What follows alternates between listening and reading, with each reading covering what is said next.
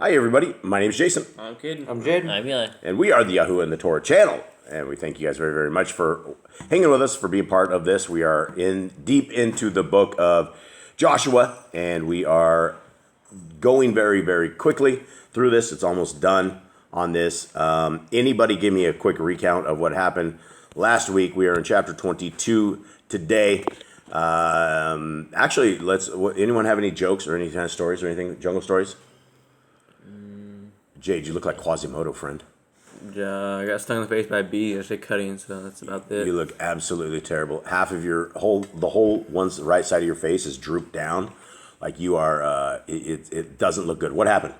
I got stung in the face by bees. I hit a wasp nest while cutting some grass. I don't know if it was a wasp nest. They were like little tiny bees, but they weren't wasps. Thinner bodies, longer like stingers, so I think they're wasps. Yeah. So yesterday, and this is the effects of the jungle. The jungle is one of these places that I can't actually say that we may be alive tomorrow, because every day we go out into this jungle and there's 6-foot snakes. There's things there's caterpillars that will kill you. The kind of caterpillars that we have out here look real fuzzy and cute and all sorts of things. Except their spikes, their little fuzziness are like spikes of metal. And all you got to do is brush one against you and you will... Some people seize out, but it will basically, it hurts like you've never ever had something like this hurt before. And you have to get tape, and you have to put the tape on the outside of where these spikes are in your hand or your arm or wherever you're at on this. And these things like live all over the place. We have caterpillar season, but yesterday wasn't a caterpillar season. Yesterday we were just cutting jungle. We were just cutting jungle down, which is what we do nearly every single day. And Jaden, we hear him. I think we hear him screaming something. What did we hear him screaming? Get out! Get out! Because I don't know if the dogs were going out there towards him, but he yelled, "Get out!" And he came like literally almost screaming in the door, along with a whole bunch of people chasing him. People, as in the bees, and they all came in the house. And so he came flying in, and there was a whole. I don't know. There's a bunch of them. We had like maybe 7 or 8 that we got out of here at first. Jade still had him in his shirt. They bit him on his right above his eye. They got him, stung him, bit him, stung him, whatever. They bit him, stung him on his eye. I'm just observing his looks right now. To the right of him a little bit, he got him on his arm. And how painful is that? Tell me how. The sting was the painful part. It wasn't like it was too bad. It's just like really annoying. And now his right side of his face is all drooped down. He can't really see out of it. The eyes are all watering. And he actually has to go out today and help a guy with a computer. So he's going to open the door and go, "Surprise!" And go, hopefully the guy doesn't jump back. But it's rough. It's really rough looking right now. And for anybody that ever gets owned like this, the simple answer is ice, right? If you put enough ice on this immediately, you will bring that swelling down almost immediately. But it has to be within the first hour or two, and you have to dump massive parts of ice. If you have these little ice packs that are just some like little weak things that don't really get cold, that's not the answer. You'd want something like a Ziploc bag full of ice and isopropyl alcohol, and you put that right on this and start getting this down. But if you go anywhere beyond a couple of hours on that, then you will not be able to get this kind of swelling down. And Jade, unfortunately, didn't put the ice on the right way, and so he doesn't look real good. And so this is what we're trying to get through in these jungles. So that is a jungle story. Now, does anyone have any jokes? Sure. It's not really funny, but I mean, maybe we'll look back on that, and that'll be funny at some point. Yeah, I didn't laugh the last time this happened either. What's that dude on the Disney show goes, "I'm not a monster"? Is that Quasimodo? Oh, yeah, I think it's him. Some satanic Disney show. I don't remember. We always like use Quasimodo as the default. Wow, you look real bad. You look like Quasimodo around here. And so that's us. Here we are in the jungle. Now, Jade, can you give us a recap? Since you're the only dude that actually does any kind of... Well, actually, Kate has recapped us before. Anyone, recap us to where we are to chapter 22. Eli. For like the last 10 chapters or something to that degree, we've been giving away lands to all of the tribes. Judah got theirs, Manasseh got theirs, Ephraim got theirs, and then they gave the tribes, then they gave the Levites their cities, and they did the cities of revenge, and that's where we are now. The cities of revenge. or the I love it. Let's just send everybody to the city of the revenge. city of safety. Just Welcome to the city of revenge. Walk on in. City of safety from the How revenge. how can we avenge you? How can we give revenge upon you? City of safety from the revenge of blood. Right. Okay. So here we are. We're cruising down. We only have a couple chapters left until we're out of Joshua. And for anybody that wants, what we're looking at right now, and I'm not going to pump this, but this is revision 5 of the PDF. Now, if you guys look at what revision 5 of the PDF is, all the lines are equal on both sides. It's justified up and down. It looks just like a single column Bible. So Miss Nicole got this out, and then she started beating me down this morning because when I looked at it like this and I saw Yahoshua up outside of the margins, I said, Miss Nicole, I love you very, very much. Can you tell me why this is out there? You didn't hear the I love you very much? Okay, let me start with I love you very much.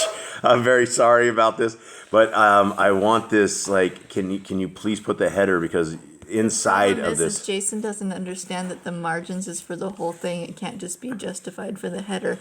So it takes a lot of work to make this happen. Mr. Cole came in. That's finally good to see her. Yep. So sometimes she does come in here. So what we're doing is we're perfecting the Word of Yah for every platform there is. And so this PDF, we'll release a revision 5 of this PDF today where she fixes these margins. And it's really super, super cool looking. Eli, will you stop biting your nails, making noise over there, please? I keep hearing you pop those nails out.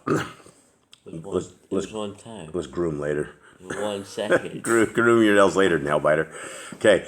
So anyway, this will be released today, and in revision 5 is exactly the same text that the Yah Scripture has. And so Yah Scriptures is available for purchase. This is how you can help Boss Clan. This is how you can donate to Boss Clan, because Boss Clan donates everything that we have to the prisoners. And so we don't get any money from any of this stuff. And you wouldn't make a tremendous amount of money on something that is $64. But this is not a small book, and do not let this price get you. We put this price together so that everybody was able to get these scriptures. This is a very big, thick book that's large print. Hallelujah Scripture sells this exact, well, it's not even exact, it's a flawed version of it for over $400. Sefer is hundreds of dollars. The RST&E guys grifts everybody for hundreds of dollars. And we have far more books than anybody else has, because we have 103 books. They've all been restored names. The name, Paleo-Hebrew name of our Creator and His Son, and all the names of our forefathers have been fixed, have been restored, and it is available. And so if you guys would like to help Boss Clan, if you would like to help us and help the United States prisoners, which the U.S. prisoners are amazing people. A lot of very good people get into problems, get into a lot of issues, and they are still very, very good people. They make mistakes. We all make mistakes. It's very easy to get locked up in jail in the United States of America, probably anywhere for that matter. But this is what we're trying to do. So if you guys would like to purchase this, we would like to offer this up to you guys. There's only 1,000 of these that are coming in. Now, if you do not want to purchase this, if you just want to use this PDF, you can get this kind of flawed, it's not a flawed version PDF, but it's the one with the headers that are funky right now. It will be fixed later, at which point I will do official release of the new PDF.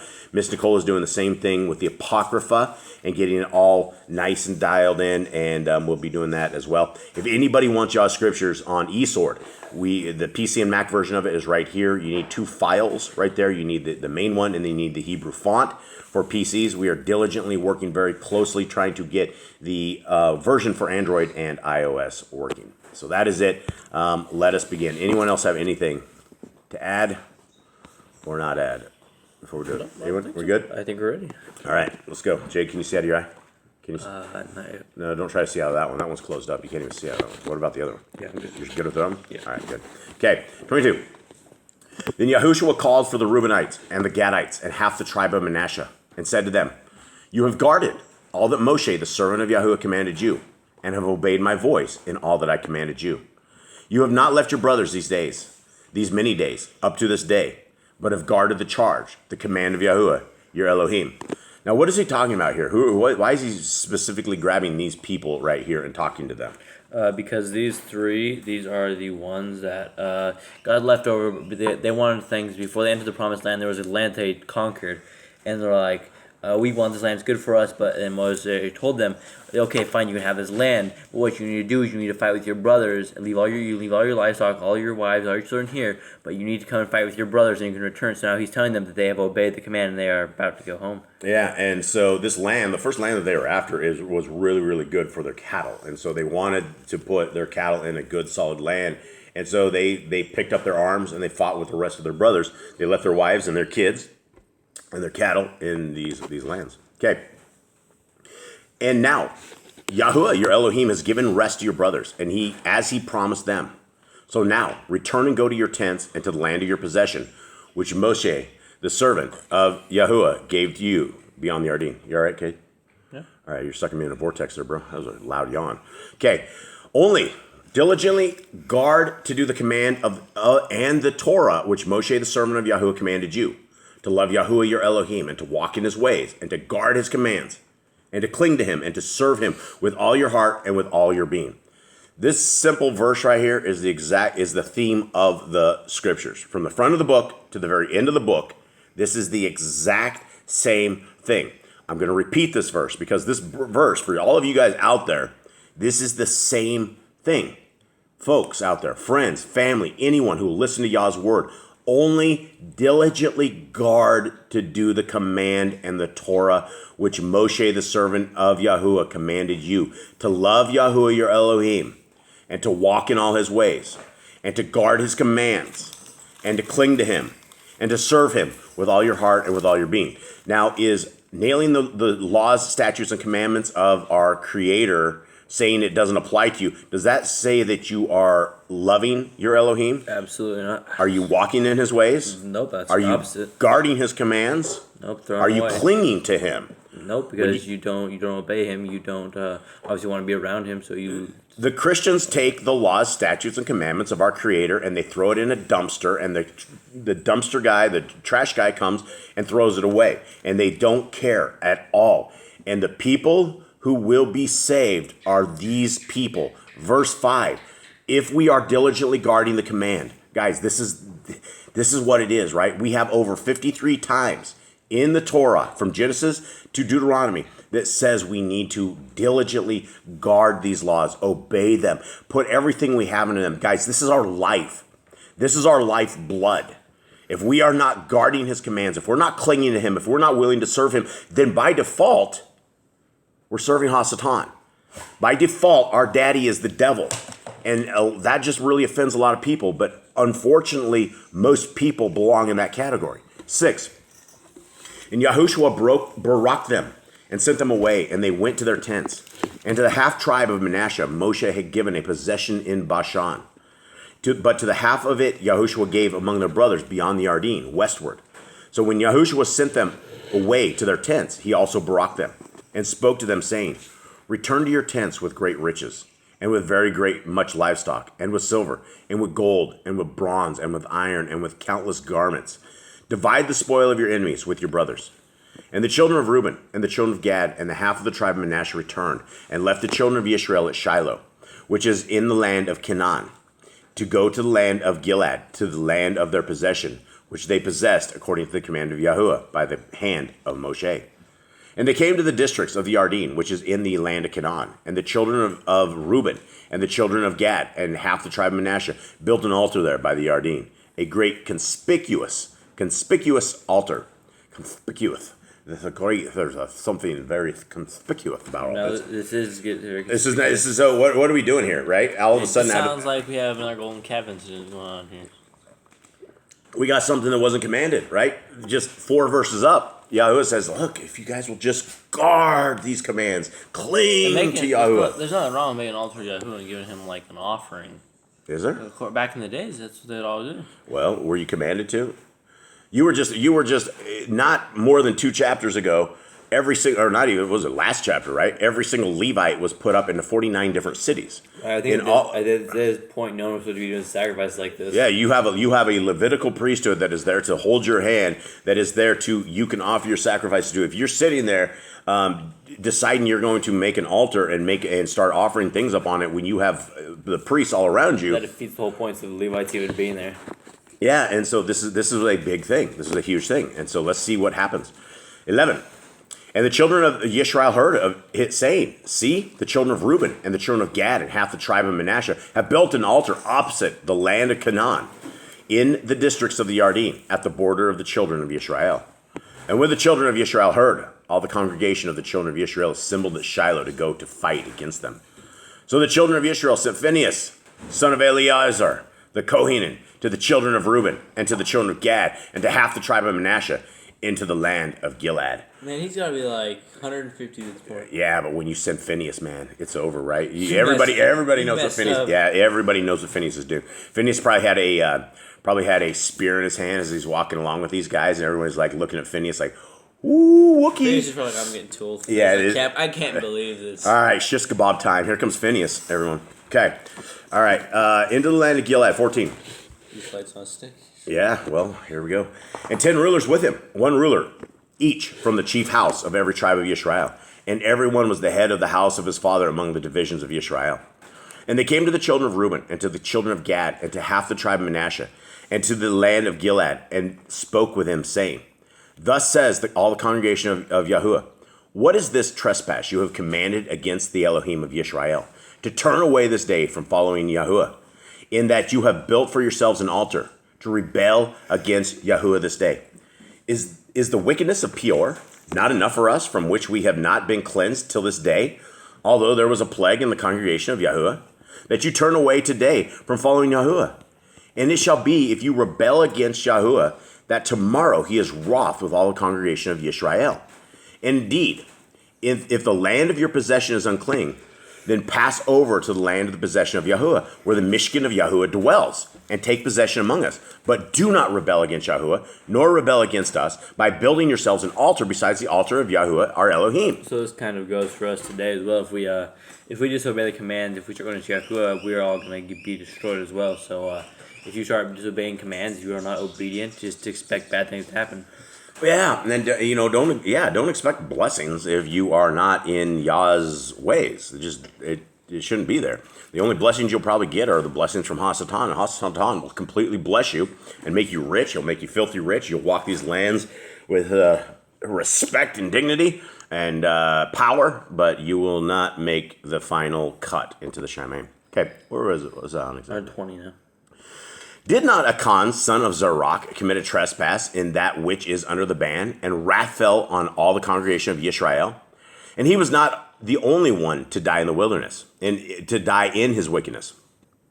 Then the children of Reuben and the children of Gad and half the tribe of Manasseh answered and said to the heads of the divisions of Yisrael, Elohim Yahuwah, he knows, and let Yisrael itself know. If this has been in rebellion, or if this is in trespass against Yahuwah, do not save us this day.